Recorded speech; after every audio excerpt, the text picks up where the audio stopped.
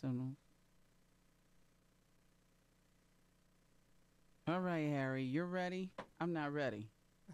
But I've only been here since 5 o'clock. But it's okay. I love Harry. Don't get me wrong. I throw a little shade every now and then to let him know that I'm really truly here. All right. This is called The Show. And the one and only person, founder of Sisters of Today and Tomorrow, New Haven native, who has what I'd like to call a split year because she spends some of her time in New Haven and some of her time in the big ATL. Founder of Chit Chat Communications, member of the sorority Zeta Phi Beta Sorority Incorporated. The one and only Carla Morrison, New Haven's own. Hey, Carla. Hey, Michelle. How are you? I'm good. I am good, and I'm happy that I can finally get you on the show. I'm happy to be here. Invited by the legendary radio host, Michelle Turner. Yeah, that's what they say. Yeah. I'm still waiting for that Oprah money, girl. Still waiting for it. But, and my niece would tell me, you need to go get it. You don't need to wait for it. Go get it. Yeah, go And get she's it. right. She's right. But enough about me. We are talking today about you. And I want to go back. I want to go all the way back. The to when you- 1983? Well, we can go back to 1983, 1984. Yeah, was I on the air in 83? Yeah, well, that's when I first started liking New Edition. So Yeah, maybe it was 84. 84. And I started calling you at the radio station WNHC AM 1340, asking you to play every New Edition song on their album. Why can't you play that? Because it's an album cut. What does that mean? That means those are songs that are not quite ready for radio. Yeah. They want you to buy the album. Oh, okay. So can you please play? So I have known of Carla's love for New Edition and Bobby Brown since she was a youngster. Yep. Fast forward to you graduating from Bowie State. What was the next step? Next step was working at Black Beat Magazine in New York City as assistant editor. Which was really funny because as a New Edition fan, I would always buy Black Beat magazines and post New Edition photos on my wall. Anytime New Edition was in it. If New Edition wasn't in it, I wouldn't buy the magazine. And then, I graduate from high school and college and become the assistant editor. Wow. And, yeah. That's interesting. How long did you do Black Beat? I didn't do it that long. I stayed in New York for that position for a very short time. And then I went on to do a little bit of work with Flavor Unit Records and Def Jam. And then I also did some stuff here in New Haven for the Inner City newspaper and for the New Haven Symphony Orchestra. And then I started my business, Chit Chat Communications, here in New Haven, and then took it on the road to Atlanta, Georgia. Now, why Atlanta? Because Bobby Brown was there. The real is Bobby was a superstar at that time. Yeah. And in 92, he was a superstar. And he pretty much, to me, made L.A. Reid and Babyface because they were the production team that helped him to make those hit songs. Right. And so LaFace Records had launched in Atlanta. Bobby Brown Records was in Atlanta. Jermaine Dupri was in Atlanta. Right. And my goal had always been to be in the entertainment business. So I needed to be in Atlanta because, one, I needed to work for Bobby Brown. But if that didn't work out, I was going to work for LaFace Records or So Def. That was the goal. That was the goal. That was the goal. And so when I went down there, prior to leaving, I, talked with one of my mentors, Angelo Ellerby, who's like a big PR person in New York. And he was like, okay, so do you have your script ready? And I'm like, my script? He was like, yeah, Carla Morrison from New York City, and this, that, and the other. And I'm like, oh, is that your how I do elevator it? speech, Yeah. right? Yeah, yeah, he was like, "You gonna write your press release? Because you coming from New York to Atlanta, so you got to make people know." And I'm like, "Oh, okay." So I got to be my own publicist, you know. And so I went down there and did just that, and I got a couple of interviews, and people were calling like, "Can I get a job?" I'm like, "We're not hiring right now." I'm trying to hire. That's I'm trying funny. to hire me. You know, I would never forget. No furniture in my new apartment, no nothing, and I'm getting a phone call. Yeah, I'm looking to get a job. No, we're not hiring right now. And so, you know, I ran around Atlanta letting everybody know that I do public relations, you know, for a whole year. And then after a year running around Atlanta, and I even met with Jermaine Dupri's father. He did call me into his office that looked like somebody else's living room. It was so fabulous.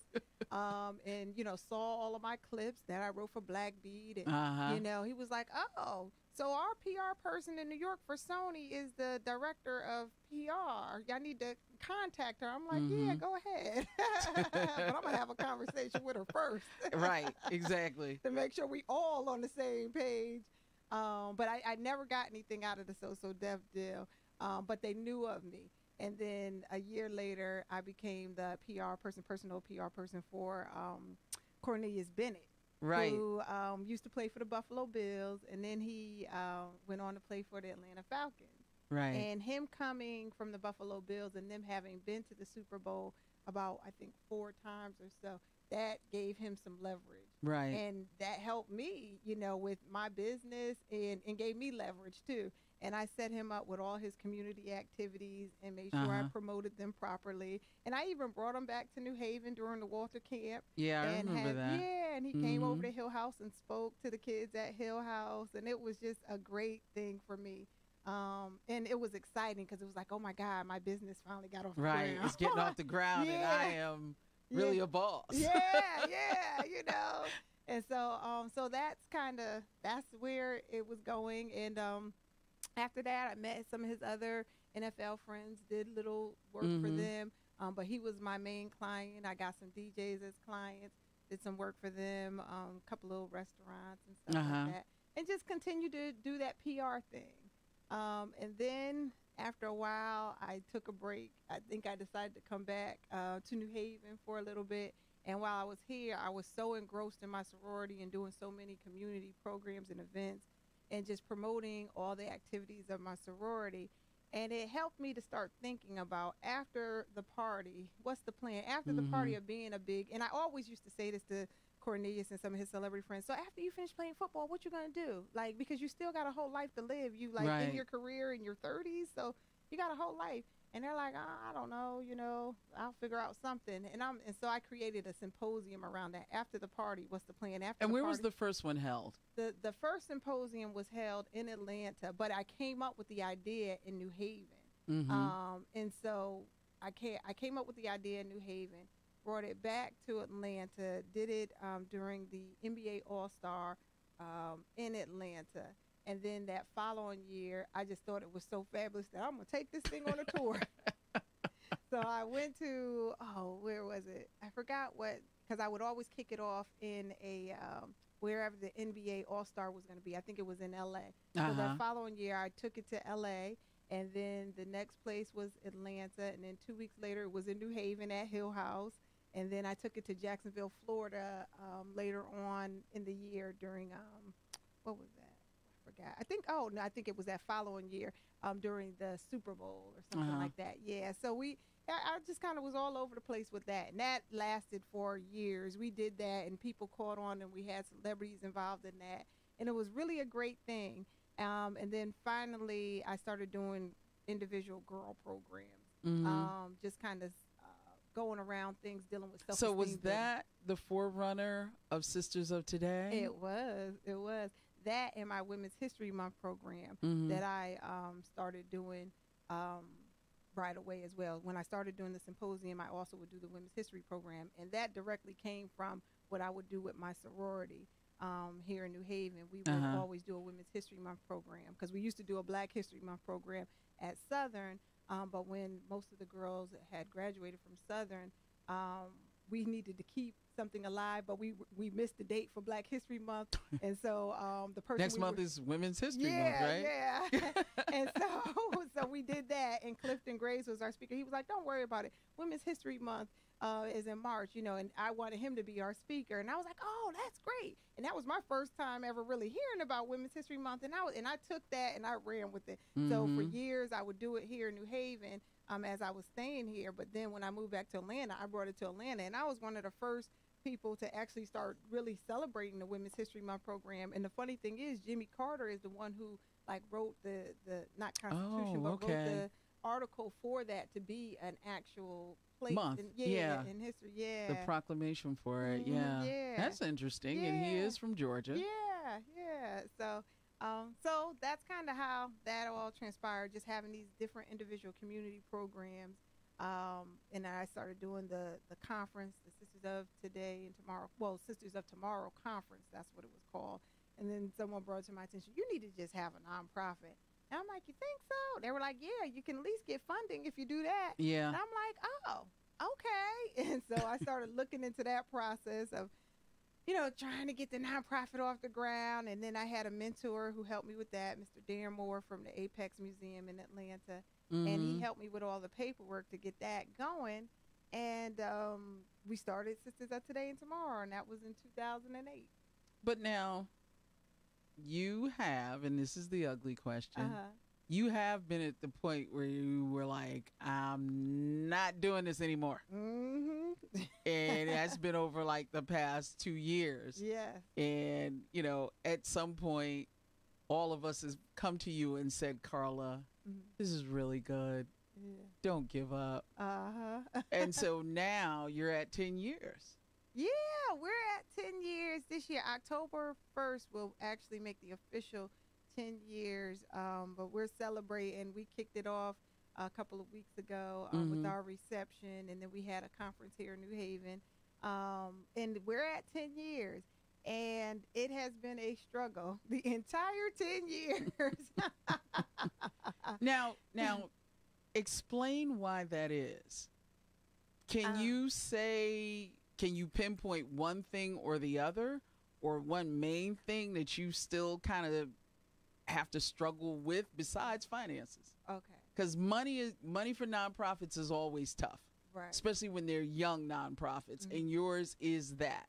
Right. Yours is a young nonprofit. Right. But 10 years in, I'm looking at, we've made our mark. We have evidence that we're doing the work. This isn't just like, oh, I'm just going to stand next to you and take this picture and post it. No, we're actually doing the work. We bring the people in who cover us to be a part of what we're doing, so they know that we're authentic in what we do. It's a combination of things. It's definitely funded, without a doubt. And I mean, I have taken a loss many a times. I have put up money, my friends, my family, everybody has, put up money to make this work. And then also the engagement of the parents and the girls. Sometimes that's not really what it needs to be. Like, our girls need this. We know they need this. Right. I go into the school systems. I go into the churches. I sit and talk to little girls. And you need this. Your mama need it too. Right. Therefore, y'all are the Sisters of Today. And tomorrow, And it's just like, but I think, I don't know. I know exactly what it is. It's not important enough to the parents. Now, when you say that, it's not important enough, do you mean it's not a priority to people? Or do you think that the community is saying, okay, we got another mentoring organization and, initially it could have been, oh, we got another mentoring organization, there's dime a dozen. But we made our mark. Yeah.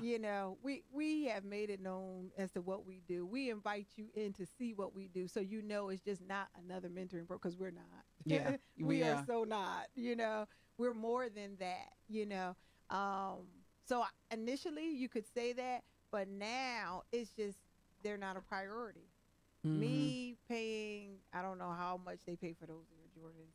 That's more of a priority. Me, taking them on this vacation is more of a priority than them, sewing into or investing into, your daughter something that can be long lasting. Right. I have girls who have long graduated from the program, but we're still in contact because this is an ongoing thing. This is a lifelong commitment, pretty much like a sorority, but we're not a sorority, you know.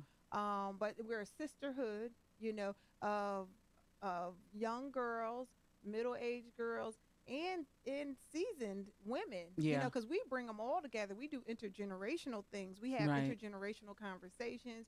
We do outings intergenerationally, you know, and so this is, you know, pretty much for a lifetime. I have my one girl who was, and I call her my one girl because she's like the first person who ever completed a full year, because, you know, they start out and they excited and then they drop off, but this one completed a full year at Dallas, and she's just waiting on her turn. She's now a sophomore. She's getting ready to go into her junior year of college. She's like, Miss Carla, you know, I need to come and speak to the girls. Like, she's waiting on her turn because she's been there many times when others have come and spoke to her. She was like, okay, when's my turn? I'm looking for my turn. You know? And I'm like, you're going to get your turn, you know.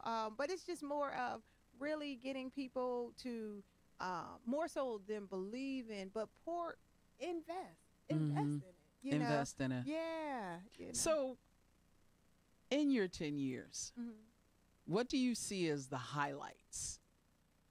Oh, let's see. The highlights, you know, the highlights are always seeing the girls come in the way they come in, whatever attitude they might have, good or bad, outgoing or introverted, and then the outcome of that. Them changing that, them like not being so closed off, but being open and being able to communicate, or them being able to conduct a workshop on their own or plan one of the programs. And these things have happened with Sisters of Today and Tomorrow. And then the thing that I love the most is when they get ready to graduate from high school and they actually send me an invitation.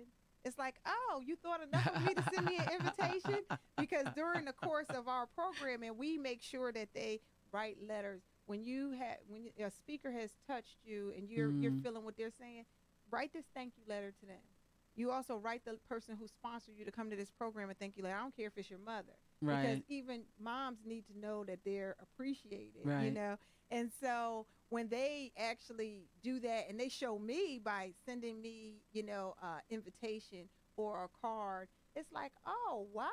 Okay, so you are thoughtful, because we was trying to implant that in you, too. You know, it's a number of things we're trying to put into you. And that's one of them. You know, and we do it just by action, by showing you this is something that you're supposed to do.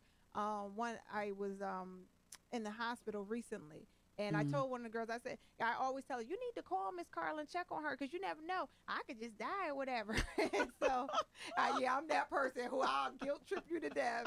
And she'd be like, oh, Miss Carla. And so I told her, like, 2 weeks before I was going to be in the hospital, you know, I'm going to be in the hospital, you know, come and check on me or whatever. And so then she texted me when I was in the hospital, and she was like, Miss Carla, you know, what's up? Like, what you doing? I was like, girl, I'm laid up. And she came by. She didn't just come by. She brought her little balloon and a card. Aww. She knew what to, and I was like, oh, all of this for me? Thank you. You know, and it just, it felt, clicked. Yeah, you know, and not that, you know, I'm sure her mom had something to do with it too, because we have a great relationship. But the fact that what we've been putting into you, you're getting it, and you're exercising it, and I like that. So that's always a highlight for me.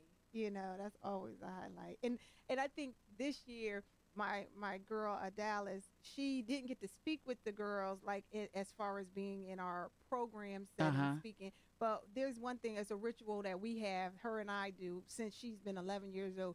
We always go to the Auburn Fest in Atlanta. Oh, nice. And it's a cultural festival. And it's fun. And the first year we went, it was her, a lady who's like a mentor to me. I call her my OG because she's an older woman who's like a mentor to me. And so we heard the music, and me and my OG started like just dancing, and she was like so embarrassed because she's 11 years old with these two old ladies, and they're dancing to the music, you know. And I was like, girl, you better get with the program, you know. And so then every year after that, we went back. And we've been doing this. She graduated high school. We still do this. Well, this particular year, I did a program. It was a book signing and book fair with another organization I'm a part of. But I told her to come down because it's Auburn Fest, and afterwards, me and her gonna go to the Auburn Fest. And so I had some of the little girls with me from Sisters of Today and Tomorrow. So they were coming too. So now it's become like a thing that we all do. So we all walk down to the Auburn Fest, and she was like the big sister with the group, you know. Yeah. She was like, how you doing? How do you like it? You know, and really engaging them. And then she went and she bought all of us stuff. And I'm like, look at my little girl's a big girl now. And I'm like, you ain't gonna buy me that. She was like, I got it, Miss Carla. And I'm just like so touched. This is my little baby. You know, I call her my baby. Me and her mother share this baby. This is my baby too, you know. And I'm like, look at her. She was taking on the role as big sister. So that was a highlight this year. That's nice. Yeah. That's nice. And then I just thought about another young lady. She just graduated from Howard. And she started her new job. So she's on Facebook. She was like, I start my new job tomorrow. And I'm like, please send us pictures. This is exciting. Like, oh my God, you're an actual adult now. You're starting your job, your professional, and you got one right out of college. Most people, it take them a while to get that job. Right. You know, right. So but now exciting. that also says, Carla, that for the most part, you've been doing this longer than 10 years, right? Well, I've been doing the work. In a technical sense. Yeah. I've been doing the work way longer than 10 years, but in terms of official paperwork, it's 10 years. But we actually started doing this, I want to say, was it 2002? Yeah, that rings more of a bell than 2008. Yes. Because I remember going to different things and seeing, you know, the logo and all of that, but you weren't a nonprofit yet. No, we were still, so we were Chit Chat Communications with a community resource division. That's what we were. You know, in my mind, everything I do is way more bigger than it really is. But no, that's good because, you know, when you have a vision, right, you know, it's yours. Right. So you can kind of bend it and fold it into whatever it needs to be. Right. You know, it's not necessarily staying in that one box. Right. And you and I both know as communications people, you don't always stay in that box. You kind of, you know, got to literally box out and kind of trying to think outside of it and then do things differently so that you do get the attention. Right. So that you do get the notice. Right. You know, or else people kind of say, okay, so what's new? Yeah. You know, and you want people to constantly give you whatever it is you need, be it attention, be it donations, be it, you know, in attendance. Right. You always have to do that because when you do something like you're doing, which is long term, you have to show that it runs differently. Right. Have to do that. So yeah, I'm thinking 2002. Yeah, that's exactly, you know, when it started. It started in 2002.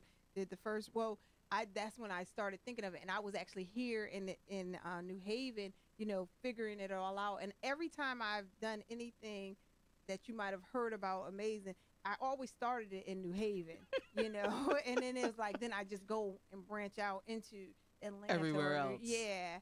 And so I started thinking about it in 2002. I actually helped a girl with her symposium in Philadelphia where they had the NBA All-Star. And I got the biggest name to participate. It was Jackie.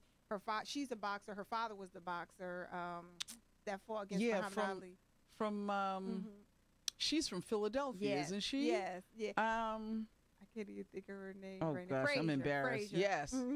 Yes, yeah. Frazier. Yeah. Joe Frazier's daughter. Yes, and we had become pretty good friends. And so this girl was doing a symposium, and I was like, "Oh, you're doing it in Philly?" And it was during NBA All-Star, and I was like, "You know, I could probably get my friend Jackie to participate," and she participated. Oh, that was nice. Yeah, and so you know, I set that up, and I'm like, oh, if I could set that up, I could do my own. Right. And then then it was gonna be in Atlanta. I'm like, Atlanta, that's my home, you know.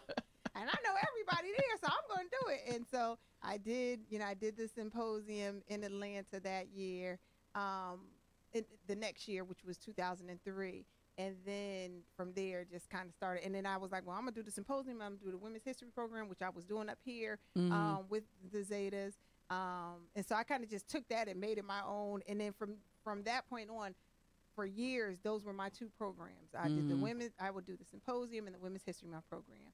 And then in 2008, that's when we became a nonprofit, you know. But it was like always Chit Chat Communications, and this was the community outreach. C. Morrison Presents, So, just something else. That's weird. That mind, man. That mind. It's something. It's something.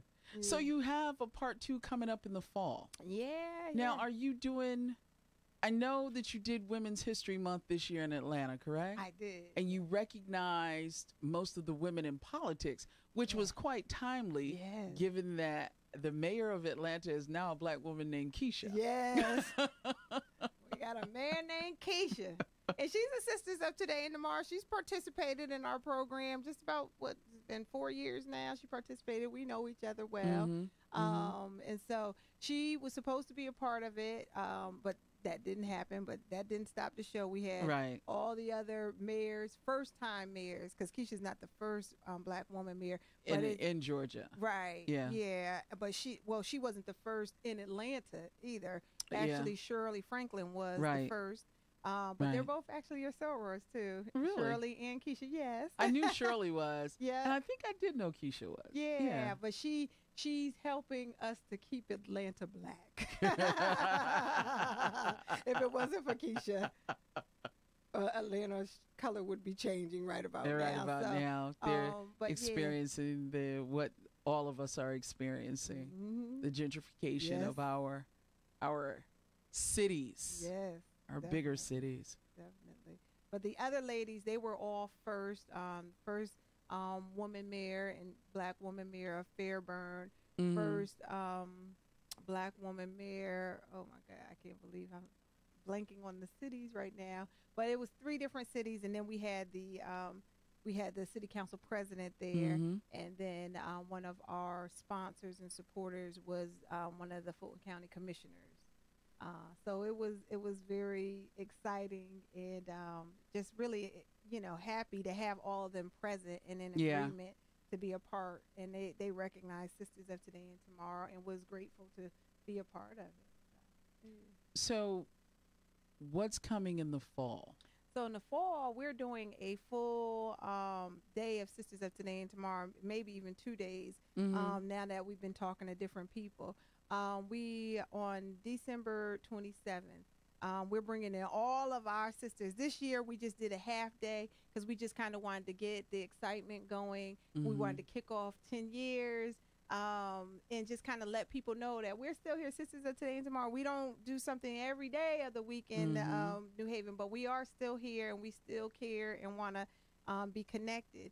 And so now in December, we're bringing in all the sisters from past conferences, as well as some of our new young and talented sisters who've been coming about. So we're looking at partnering with Amoy's, where we had our reception. We're gonna we're gonna have the conference all day, and then that evening we're gonna select a few of the girls to help Amoy cook a meal for the mentors and the moms. So we'll still have like a nice little evening event. And then the next day, we're working it out now to do a tour of one of the radio stations around town and some other activities as well. So we're excited about it. We're going to still do our self-esteem building, our vision board, and actually the girls who participated this summer, they have a book of possibilities. And so Deborah Bush-Wright gave them an assignment that every week you need to put something into this book of possibilities. And when we see you come the fall, we want to see. Should be a full book, right? Yeah. So we're excited. We have all their information, and we're really excited about them coming back and sharing that with us. We also have Janelle Nashe, who was Miss Stanford and is now a New England Patriot. So she'll be involved if she's not working that day, because the New England Patriots like to go to the Super Bowl. So they continue to work, during the December months and stuff like that. So if she's available, she'll be a part. Hopefully we'll have you be a part, you and the squad be a part of it. We love you. We love that organization. Yes, and I so love we you will all be too. there. Yes. We will be there. And I can say that on this air because nobody's going to get me for saying it. I can say that on this air, on these waves. Yes. So are you doing anything in Atlanta in the fall? Well, yeah, in Atlanta, we got a couple of things going on. On October 1st, we're actually going to have another intimate reception to really showcase our 10 years and have a little video screening of the whole 10 years and all the stuff that we've been doing throughout the 10 years. And just have a couple of, special guests, but all the women who have been a part and some of the girls who may not be in college yet who've been a part, because a lot of them have gone off to college and they're in different states, so they won't be able to come. Because we were trying to do some things last year, and they were like, "Oh, I'm in Baltimore, I'm here," and I'm like, "Oh, wow, y'all are grown." Yeah, I kind of forget. Yeah. I remember, but I forget. Yeah, and so we're looking to do that on October 1st, and then on October 8th, we will have a half-day conference with the girls in Atlanta. And then we'll come to New Haven in December, and we'll have our full day, day and a half conference in New Haven. And in April, because we got a whole year to celebrate our 10 year. In April, we're going to have a big fundraiser. So we're excited about that. So can you make it in Atlanta so we could travel? I mean, if y'all are willing to come, because one of my goals, and I wish I could do it for maybe October 1st, but I don't know, is to, if I could just merge Atlanta and New Haven together, man, I'm telling you, Sisters of Today and Tomorrow would truly blow up, because it's like I have half of my support here, like my working people who will come and they'll lift up my dad. I'm not gonna tell his age because he'll be upset with me. But don't do that. There. He's up there and he will just help me in any way he can. My nephew and different people, and then I have people like y'all who will just come and be a part of the panels. And it's like, man, if I could just have that, and then have the people in Atlanta like who will give me a place to host it. And different things like that. If I could just bring them two together, I mean, it would just be perfect. So that is my goal, and I will actually send invitations to New Haven people for our Atlanta events, and maybe you all can come down like for a weekend and just stay that extra day on Monday for the reception. But that would be nice. Yeah, I would love that. I just it's just been trying to figure out how can I bring y'all all together, but it may be bringing everybody to Atlanta instead of just keep doing stuff. That would be cool. I would definitely. And Squad would show up for that. Yeah, Hook or crook. I know they would. And turn the party out. That's right. You know what we do. But it's partying with a purpose. It's partying with a purpose. So, if you had to ask your fellow citizens of New Haven to support you, what kind of support are you looking for? Oh, well, I always say the 3 T's: time, talent, and treasure. And we really do need all 3. I may take for granted that I can get you time because we're dealing with kids, and most of the people that I know have a heart for kids in some capacity. So it's a given that I can get that from you. And with your time, you're going to bring your talent, because that's kind of the same to me. Yeah, what it is, right? Yeah, but that treasure, that's the piece. I swear. I mean, I got to hold people hostage to get $40 from them. I tell you, my classmates, it was so funny. We just had our class reunion, Hill House 30th class reunion. And one of my classmates who lives in Atlanta had owed one of my other classmates about $50 from like 20 years ago when she came to visit me, because she helped him get his car out of a tow zone or something like that. And then she was like, yeah, she brought it up. She remembered it, and she brought it up. And I happened to be standing there. I said, yeah, you need to turn that over to Sisters of Today and Tomorrow. And he was like, oh, okay. Yeah. And that's the way I got his donation. Now, he's been seeing on Facebook for 10 years now that I'm doing this. But that was the way I was able to get that donation. I was like, Lord have mercy. This is ridiculous. I mean, I had to hold people hostage during that class reunion. I had my envelopes, too. I'm like, here, take this envelope. Take this envelope. Put something in it. Yep. And put something in it. Yep. It was serious. So that's the thing. And it's like they see what I'm doing, they're like, oh, keep doing the work. And people always, give me compliments and pat me on the back. And I appreciate that, because you do need the encouragement. Right. However, to really last, you need more than encouragement. You need funding, Yeah. And some people just think, oh, well, you just get a grant.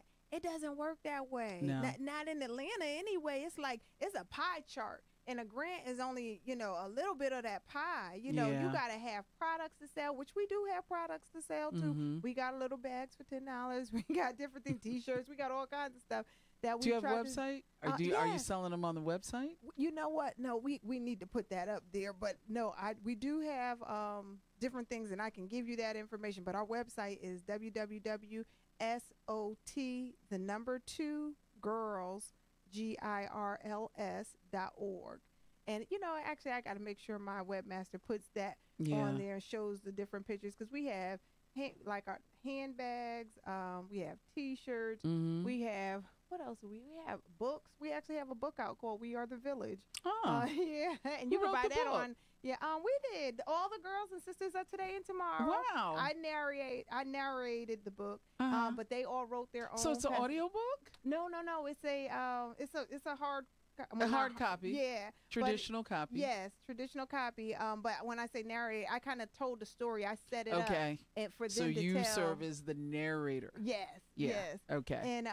And they kind of tell their individual stories about being involved with Sisters of Today and Tomorrow. And we've had this book out for some years now. Yeah, and you can get that on Amazon.com. Okay. We Are the Village. Yeah, and so we have different things. Now I even got we got our little journals that we sell for $5. Mm-hmm. I even got my mother trying to sell them. I'm like, okay, Mom, I'm going to give you these things to sell. And so she's working on selling them to her senior community. We'll see what happens with that. But I'm like, so I'm saying all that to say that you have to have different ways of, getting funds. Individual donations are very, very important. Mm-hmm. However, you also have to have product, which we have, and then the grant piece. So if I can find me a grant writer, that would be great, mm-hmm. who would be really willing to invest their time and talent into writing the grants for us and getting us that monies. And then once we get the monies, we can, then work on go from there. Yeah. So that's a big, big, big piece of it. And so all these 10 years, we've been just doing this, the will of God, really. And I always say that because I'm like, I don't know how I was doing this. I just prior don't know. to, right? Yeah, I really, really don't know. And every time that I want to quit and I'm be serious about quitting, like I'm not doing this no more, and I have no intention on it, something happens and generates my spirit to do something else, mm-hmm. And I'm like, how does that work? Because I remember I came to New Haven. I was like, I'm not doing nothing no more. I'm gonna be I'm not gonna use the word, but I'm gonna be a good person and just work a 9 to 5 and be a good worker. And that's it. Yeah, but that didn't happen. No, it didn't. Because I remember a conversation, that we had, and I was like, "Girl, stop." Yeah. And okay, so you get a job, and yeah, yeah. So I don't know. That's the one way that if people really want to help, it for them to just donate, and do it cheerfully, kind of like church, do it cheerfully. Tithe. Yeah. Be a cheerful giver. Yeah, be a cheerful giver, because it's an investment in girls. It's not an investment in me at all, because I'm going to live regardless. Right. It's an investment in our little girls, and really being able to get out here and get them, because they see them just like I see them, walking around and dressed half naked, not caring about themselves. And some of them, just have a lot of different things going on with them. Right. And they need somebody to love on them, and to lift them up, and that's what we do as Sisters of Today and Tomorrow. We really try and lift them up and help them to know you are beautiful, you are somebody, and you can be whatever you want to be. And the top thing on that, whatever you decide you want to be, we can connect you to it, because we're connected like that, and if we don't know, we know somebody who does know. Mm-hmm. Yeah. So give a little bit, because we're ticking down. Oh, okay. But give a little bit about the age group and what you do with those particular age groups. Okay, so the age group is from 11 to 18. That's what we say the age group is. But now we have people who are older than 18 who still, get from Sisters of Today and Tomorrow. Yeah. And so the 11 to, for all of them, we work on self-esteem building because I think everybody can benefit from that particular type of workshop. So the self-esteem building, health and wellness, those are the two that everybody is involved in that. One part about the health part that we kind of focus with the younger girls on more so than the older girls is the development of our bodies and what's going on with that. All of them can benefit from that too, but sometimes the younger ones have no idea what's happening. What is this bump on my chest? You know, what is going on? Yeah, you know, or why am I just feeling so emotional all of a sudden, or why am I getting these pimples, or whatever the case may be. So we have somebody to come in and talk about those types of things. We also have someone to come in and talk about other things in dealing with, you know, appropriate touching and non-appropriate touching.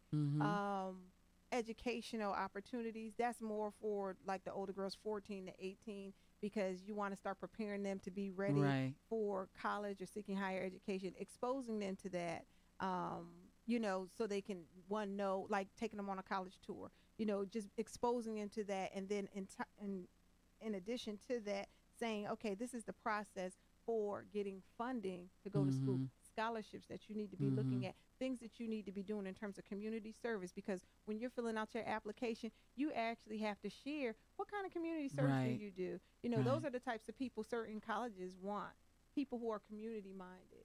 So, you know, we share those types of things with them. And with that, we bring in Dr. Christina Cousin, who actually works at Quinnipiac College. And so those are some of the things. And then we expose them to an array of professional women in all different kinds of fields, which is always exciting, because the women who come in and they're polished and they look good, but then they sit, and we do that part in a thing called the sister circle, where everybody benefits, because they're telling their story and the little girl is looking like, that sound like me, or the little girl is telling their story and the adult woman is like, that was me, you know, but look what you can become, you know. So it's always exciting. So a lot of the things combined together for 11 to 18, but then some of them we recognize this is more for the older group and this is for the younger group.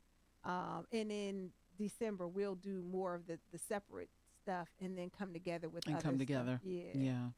So if somebody is interested in giving, how do they do that? They can give it online at SOT the number 2 girls.org, or they can call 404-319-2130, or they can mail it in snail mail. P.O. Box 54066, Atlanta, Georgia 30308. All right. Yeah. So Carla Morrison, thank you so much. Thank I know you. you've been making the media rounds, and I appreciate you coming in sort of at the last minute, because I actually had planned on talking sports today. Tony McClain and I are going to argue about LeBron James being an LA Laker, and I'm a huge LA Laker fan. So, you know, we bound to have it out. Oh, okay. But he couldn't make it in today, so I appreciate you coming in at the last minute and really doing this for us. Yeah, I'm glad that you invited me. I'm like, finally, I get to be on your show. The legendary Michelle Turner, Shelly, as we called her back then. And back in the day, Shelly. What was it? The overnight party for the overnight army, and I was the 5-star general. I can't believe I can't even remember that. And that was that show. Yep. That was that show, midnight to 6. So see, that shows you Carla was up past her bedtime. Don't be fooled. Just trying to listen to a New Edition song. That's all. That's a hot mess, ain't it? That is something. Carla Morrison, again, thank you so much. We do appreciate everything you do in the community. Oh, we appreciate you shouting out New Haven every turn you get, because you do that. You do it honestly. You do it well. Sisters of Today and Tomorrow is now 10 years old, and they are doing some fabulous things this year. Please, please, please support this organization, because it is truly a grassroots organization.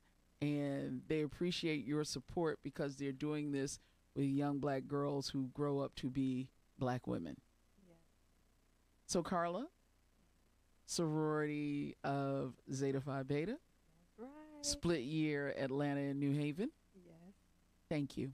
Thank you. And thank you for listening, because you never know who's going to be on the show. See you next week. Hopefully Anthony McLean will be here. Anthony McLean, I think you're running from me. I think you just don't want to have this discussion. We're going to talk, and I'm going to bone up on my statistics just so that I can talk some real junk. Thanks, Harry. Harry Draws is the best producer. May not always agree with his politics, but he's right on time when I need him to be. So thank you, Harry. And that's it. We're done.